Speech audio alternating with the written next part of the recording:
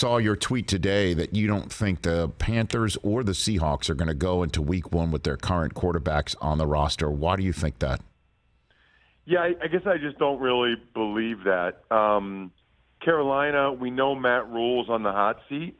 Is he really going into this year with a guy like Sam Darnold and Matt Corral? I just don't believe that. I think they're both posturing, both being the Seahawks and the Panthers, because the Panthers are probably waiting out Jimmy G's surgery and seeing how he can throw in June and July. I think the Panthers probably believe that they're kind of in the driver's seat to be able to get either Jimmy G or Baker Mayfield, because the Niners wouldn't want to send Jimmy G up to Seattle. I doubt that. Now, listen, I played with the Buffalo Bills after the Patriots had traded Bledsoe to Buffalo, which nobody ever thought they would do, but they did. I still don't see Jimmy G going to Seattle. I don't see that happening.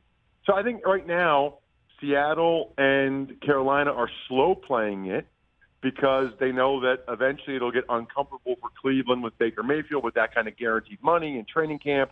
They wouldn't want him to get hurt. There's issues there.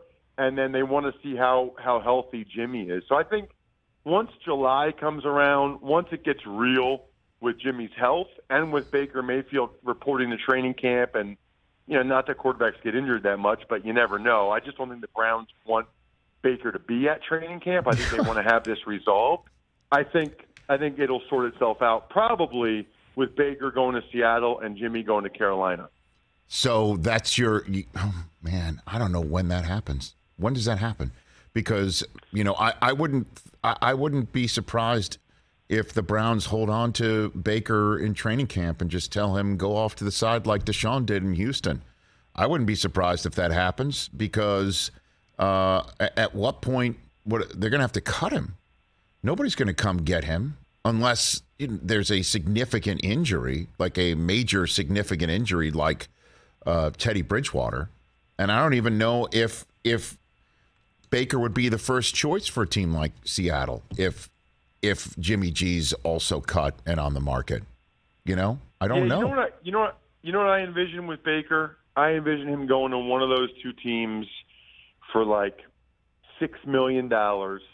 The Browns pay the other $12 million, and the Browns get a late round pick.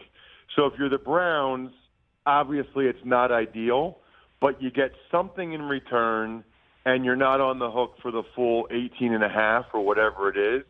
Whereas the other team says, okay, we make sure we get him. We're only paying him $6, and we know he's on our team, and we're giving up a late-round pick. Maybe it's a 6th-round pick. But that is why I think Carolina and Seattle are slow playing. I think that they believe there's some chance Cleveland is going to cut him. They're playing chicken with each other right now. But I would even take it a step further. Even if you forget about Baker Mayfield and Jimmy G for a second, there's no way Matt Rule's going down with Sam Darnold and Matt Corral. And I'm looking at Seattle.